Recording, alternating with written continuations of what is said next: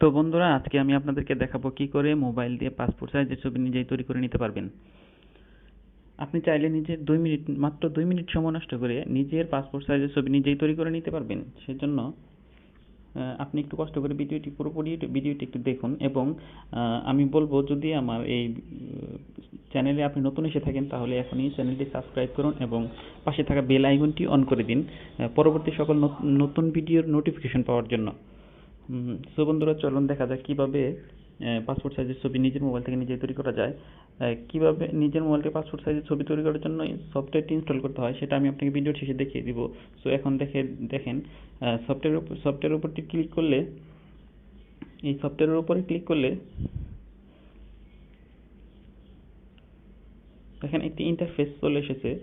যে ইন্টারফেসটি চলে এসেছে এখানে লেখা আসছে, দেখেন স্টার্ট এবং শেয়ার অ্যাপ। এই স্টার্টে ক্লিক করলে আপনি দেখেন, স্টার্টে ক্লিক করার সাথে সাথে আপনার আরেকটি অপশন চলে এসেছে। এই অপশনে দেখেন উপরে লেখা আছে সিলেক্ট টাইপ এবং সিলেক্ট কান্ট্রি আর সিলেক্ট ফটো। এখানে আপনি গিয়ে এখানে সিলেক্ট টাইপে ক্লিক করার সাথে সাথে আপনার লেখা আসবে পাসপোর্ট, ভিসা এবং কাস্টমাইজ সাইজ। এখানে আপনি পাসপোর্ট সাইজের যে ইয়াটা আছে এখানে আপনি এটা সিলেক্ট করে দিবেন এবং কান্ট্রিতে গিয়ে সিলেক্ট করে দিবেন বাংলাদেশ। সিলেক্ট করার সাথে সাথে আপনার পাসপোর্ট সাইজের ছবির যে রেশিওটা সেটা চলে এসেছে। দেখেন, এখানে আপনি অন্য কান্ট্রি যদি সিলেক্ট করেন তো তাদের পাসপোর্ট সাইজের ছবির যে রেশিও সেটা চলে আসবে। সো আপনাকে বাংলাদেশি সিলেক্ট করতে হবে। এখন আপনি সিলেক্ট ফটোতে ক্লিক করেন। সিলেক্ট ফটোতে ক্লিক করার সাথে সাথেই আপনি দেখেন চলে এসেছে যে ক্যামেরা এবং গ্যালারি। এখন ক্যামেরাতে গিয়ে যদি আপনি চান যে সাথে সাথে আপনি নিজের ছবিটা নিজে তুলে নিয়ে কাজ করবেন, এবং গ্যালারি থেকে যদি আপনি চান যে আগে ছবি তুলে রেখেছেন সেখান থেকে একটা ছবি নিয়ে আপনি কাজ করবেন। তো আমি আপনাকে দেখাবো গ্যালারিতে থেকে একটা ছবি এনে আপনাকে দেখাবো কিভাবে ছবিটা পাসপোর্ট সাইজ করতে হয়। এই জন্য আমি গ্যালারিতে চলে গেলাম। গ্যালারিতে গিয়ে একটি ছবি আমি নিয়ে আসতেছি। আমার এখানে দেখেন এই যে পাসপোর্ট সাইজের ছবি, আমি যদি এখান থেকে নিয়ে যাই এটাও হবে। আমি আপনাকে নতুন একটা ছবি দিয়ে দেখাবো। সো আমি নতুন একটা ছবি নিলাম। এই ছবিটা আমি নিলাম, নেওয়ার পর দেখেন উপরে লেখা আছে টিক চিহ্নটা দেওয়া আছে। এই টিক চিহ্নতে আমি একটা ক্লিক করে দেব।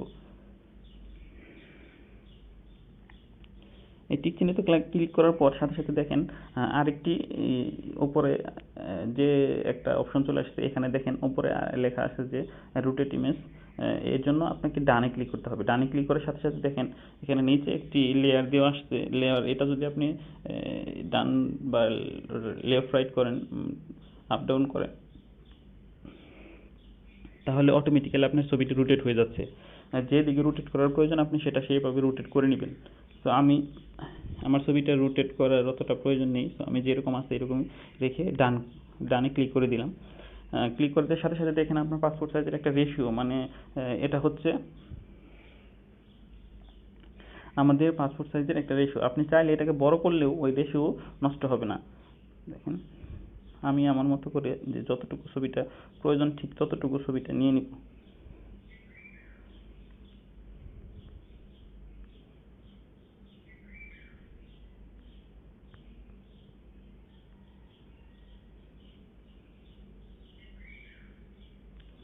আমি এতটুকু রাখলাম, রেখে উপরে যে ডান চিহ্নটা আছে সেখানে একটা ক্লিক করে দিব। সেখানে ক্লিক করার সাথে সাথে দেখেন চলে এসেছে। ছবিটি চলে এসেছে, মানে পাসপোর্ট সাইজ যতটুকু আমি ক্রপ করেছি ঠিক ততটুকুই আমার ছবিতে আছে, এবং পরবর্তী সকলটুকু বাদ হয়ে গেছে। তো এখন দেখেন যে একটি ইন্টারফেস চলে এসেছে, মানে যে একটা অপশন চলে এসেছে। এই অপশনে গিয়ে আপনি দেখেন নিচে লেখা আছে sweet busy change border effect copy. এখন এখানে গিয়ে আপনি যদি চান যে আপনার শার্ট বা গেঞ্জি যে জিনিসটা পরে আপনার ছবিটা আছে এই ছবিটাকে আপনি আপনার অন্য কোনো ড্রেস দিতে চান, সেজন্য আপনি এখানে ড্রেস চেঞ্জ করার জন্য সুইট যে অপশনটা আছে এখানে গিয়ে আপনি বিভিন্ন ধরনের ড্রেস আছে আপনি এখান থেকে চেঞ্জ করে নিতে পারেন। তো আমি এটা এখন চেঞ্জ করবো না, আপনি তখন চাইলে মনের মতো করে চেঞ্জ করে নিন। আমি এখন দেখাবো যে এই পাসপোর্ট সাইজের ছবি করার জন্য যে পিছনের ব্যাকগ্রাউন্ড চেঞ্জ করার জন্য যে একটা করতে হয় আমাদের যে ব্যাকগ্রাউন্ডটা প্রয়োজন, মূলত আমি ওইটা দেখাবো। এর জন্য আপনি কি করতে হবে, বিজি চেঞ্জ এটাতে একটা ক্লিক করবেন। বিজি চেঞ্জে ক্লিক করার পর দেখেন সাথে সাথে লেখা এসেছে crop edit busy colour.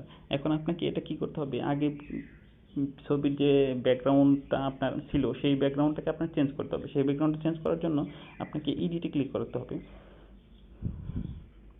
এডিটে click করার পর এখানে লেখা আছে অটো ইরেজার এবং ইরেজার রিপেয়ার।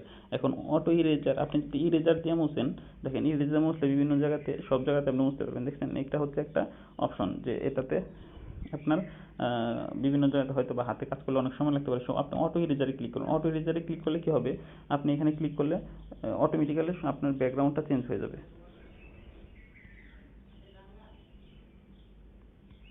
হুম, অটো ইরেজার ক্লিক করলে আপনি অটোমেটিক্যালি আপনার টোটাল ব্যাকগ্রাউন্ডটা চেঞ্জ হয়ে গেছে। টোটাল ব্যাকগ্রাউন্ডটা চেঞ্জ হওয়ার পর যদি দেখেন যে কোনো জায়গায় টুকিটা কি আপনার হয় নাই বা ব্যাকগ্রাউন্ড চেঞ্জ হয় নাই, কোনো জায়গায় প্রবলেম রয়ে গেছে, সো সেই জায়গায় আপনি একটু ইরেজার দিয়ে হাতে মুছে দিবেন। যেমন আমার এই মাথার উপরে এইদিকে একটু আছে, আমি এটা কি করলাম, এটা হাতে একটু মুছে দিলাম।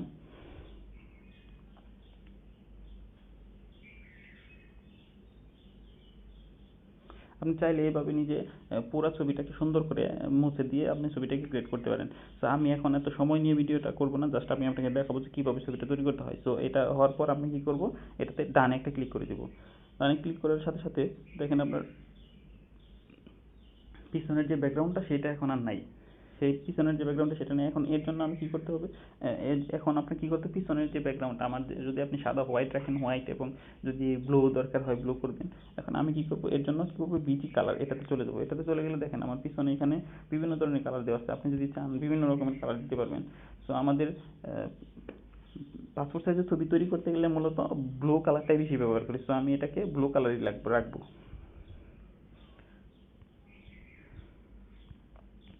আমি এটাকে ব্লু কালারই রাখবো। এটা রেখে কি করব,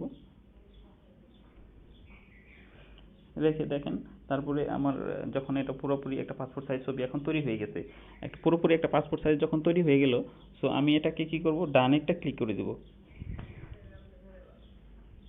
ডানে ক্লিক করে দেওয়ার পর আমি এটাকে বর্ডার দিয়ে দেবো। বর্ডার মানে আপনার চতুর্দিকে যে বর্ডার, এটা হোয়াইট কালার দিব, চাইলে ব্ল্যাকও দিতে পারেন।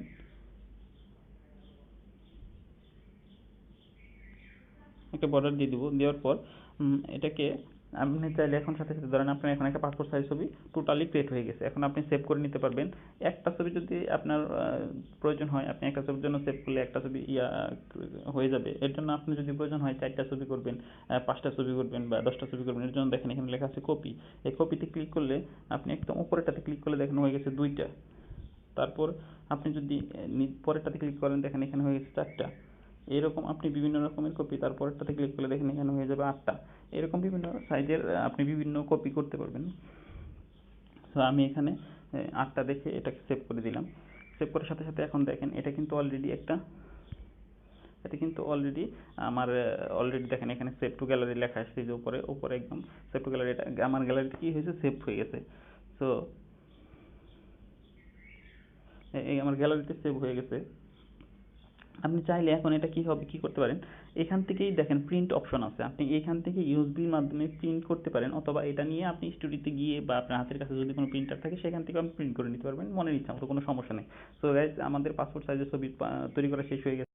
আমি ভিডিওর শেষে দেখাইতে চেয়েছিলাম যে পাসপোর্ট সাইজের ছবি তৈরি করার সফটওয়্যার কীভাবে ইনস্টল করতে হবে, সেটা আপনাকে আমি বলে দিচ্ছি। আপনি এই সফটওয়্যারটি ইনস্টল করার জন্য সরাসরি চলে যাবেন গুগল প্লে স্টোরে গিয়ে আপনি লিখবেন যে পাসপোর্ট ফটো মেকার। দেখেন পাসপোর্ট ফটো মেকার লেখার সাথে সাথে অনেক সফটওয়্যার চলে এসেছে। আপনি কিন্তু এখান থেকে শুধু এই সফটওয়্যারটি, যেটা উপরে যে পাসপোর্ট ফটো মেকারটা দেওয়া আছে, আপনি এই সফটওয়্যারটি ইনস্টল দিয়ে দেবেন। এই সফটওয়্যারটি ইনস্টল দিলে দেখেন আমি ইনস্টল আগে থেকে দিয়ে রেখেছি, সো আমার এখানে ইনস্টল দেখাচ্ছে, আপনি একটু কষ্ট করে ইনস্টল দিয়ে নেবেন। সো বন্ধুরা, একটা কথা বলে রাখি, যদি আমার এই ভিডিওতে আপনি একটু হলেও শিখে থাকেন, তো আমি বলবো আপনি এই ভিডিওতে একটি লাইক দিয়ে অবশ্যই আমার চ্যানেলটি সাবস্ক্রাইব করবেন। আর বন্ধুরা, আপনি কমেন্টে জানাবেন যে আসলে ভিডিওটা কেমন লেগেছে। তো যদি আপনাদের একটু হলেও শেখাতে পারি তাহলে অবশ্যই নিজের এই একটু ভালো লাগবে। আর লাইক কমেন্টে লাইক কমেন্ট করলে হয় কি, যদি পরবর্তী ভিডিও বানানোর একটা উৎসাহ পাওয়া যায়। সো গাইস, বন্ধুরা ভালো থাকবেন, ধন্যবাদ।